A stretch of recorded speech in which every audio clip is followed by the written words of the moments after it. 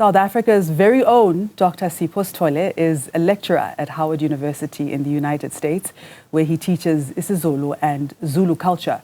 Now, each year for the summer semester, he brings students to South Africa for a 6-week immersive tour where students learn more about the Zulu culture, the heritage and language, as well as the history of our country. And he joins us now with some of his isiZulu students, Bridget, Lacroix, and as well as Ryen, Reed.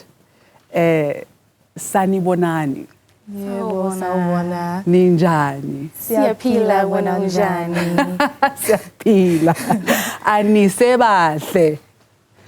Siyabonga.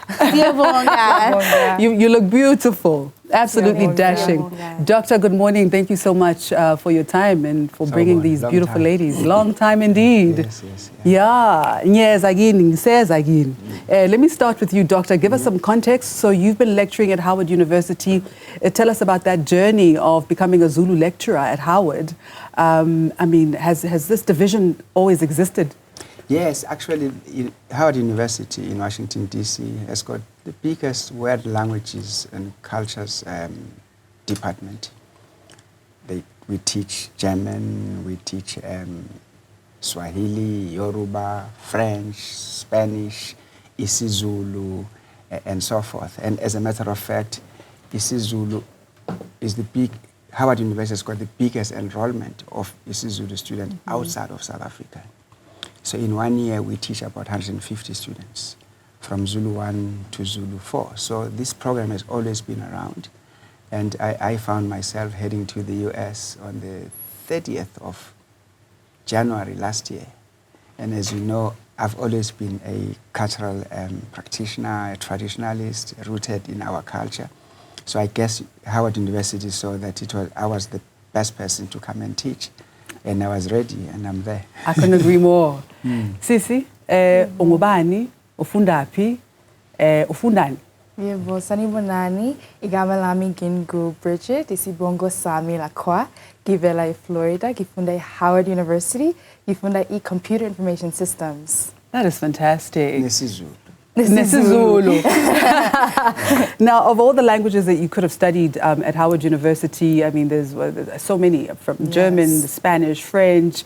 What drew you to isiZulu in particular? Yeah, so I come from a Haitian background, so I knew the language that I wanted to take in college, it would have to be from the African continent. And before college, I was just so immersed in like the South African culture. I love the music, I love the artists that you guys bring, so I was like, I need to study Zulu. So I didn't have to do any research. I knew I wanted to study Zulu, so as soon as it opened up on like our registration, I registered for it, and then I met my professor, and that kind of solidified it for me. I was like, yeah, this is gonna be it. All right. My piano. Yeah. I'm a piano. Do you have a favorite artist? Uncle Waffles. Uncle Waffles, yes. of course. Good choice. Sisi, nawe sawubona. Yebo, sawubona. Unjani? Siyaphila wena unjani? Siyaphila. Ungubani? Ufundani? Igama lami ngingu Ryen, ngivela Oakland, California, ngifunda Howard University, and ngifunda political science, kanye criminology. That is fantastic. And then what is it about the Zulu culture that appeals to you the most? Honestly, I would have to say community. In the United States, we're really worried about our own personal well-being and our own doings and our own opportunities, that we don't really take a lot into filling into the opportunities that others have around us in our community. And being here, I've learned that regardless if I know you or not, you're my family, and that I have to look out for you. So definitely having community and looking out for each other is something that I really enjoy about Zulu culture. Now, Professor... Did you know that? No? That we care so much as Zulus, yeah? We are Really? community. Y'all care? Yes. The Zulus. No, my mother's Zulu, the Zulu tribe, very caring, I was telling you. community. I would say that's Africa. You know, Ubuntu, as they would say in isiZulu. Yes. Now, Professor Dr. Sithole, I'd love us to now explore language preservation, because you know in South Africa, isiZulu, yes, is taught in public and private schools, but it's not prioritized to this day, which is where I think the basic education system is failing, quite frankly. Instead, after English, it is Afrikaans that is prioritized, because there's no proper framework for isiZulu in our schools. What are your thoughts on this, and what do you think we should do about it? You know, I was lucky, Ms. Chaba, that I went to school when everything was taught in isiZulu. I think this is where my foundation comes from. I learned biology in Zulu, I learned physics in Zulu, geography in Zulu, maths in Zulu. So I think where it should start, we need to start using our mother tongue at elementary level of schooling, and then introduce English in the years later, because that actually gives you that foundation for the language. And I don't know how we departed from it, because my language comes from that from that tradition where everything was taught in isiZulu. History and geography was ezezwe nezalo, you know. Biology was ezempilo, maths was izibalo, and so forth. And up until standard 2, which is now grade 4, only when you went to higher primary that you started to be introduced in English. Yeah. As a matter of fact, I learned to speak isiZulu English 3 years after matric, because I realized that all I learned was grammar, but I was not conversational in English.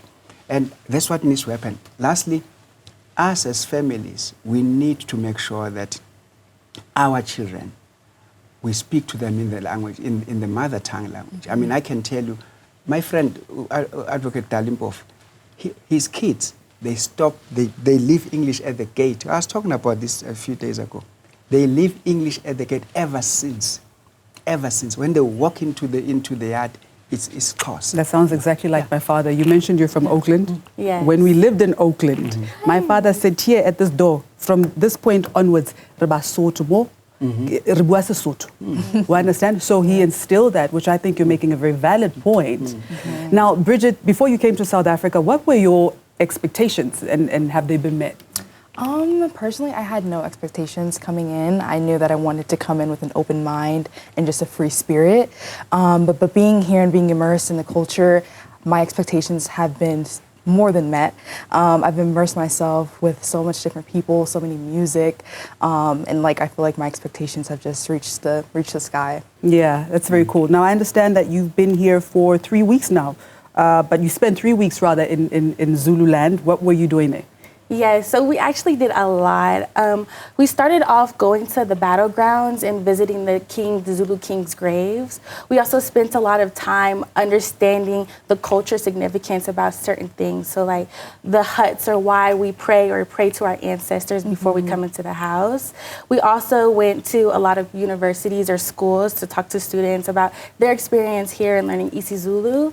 And we also just immersed ourselves in the culture, being able to understand more about Zulu culture, as in what we want to learn and how to take it back to the States. So, yeah. You know, when they arrived, we took them to our homestead in Msinga.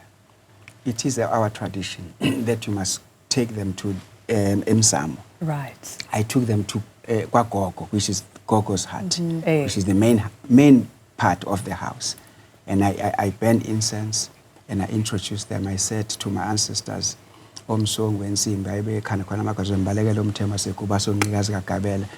do not be surprised when you see a lot of people in the yard.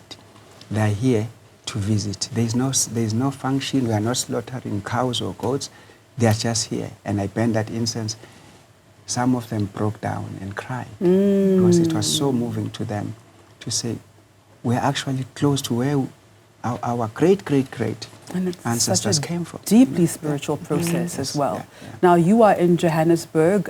Before we let you go, in closing and very briefly, what is the program for Joburg? So the program is, by the way, we continue with the Zulu instructions. So they still attend class. I still teach. But now we're doing all the other cultural excursions. As you can see, Bayagwa Maye Maye.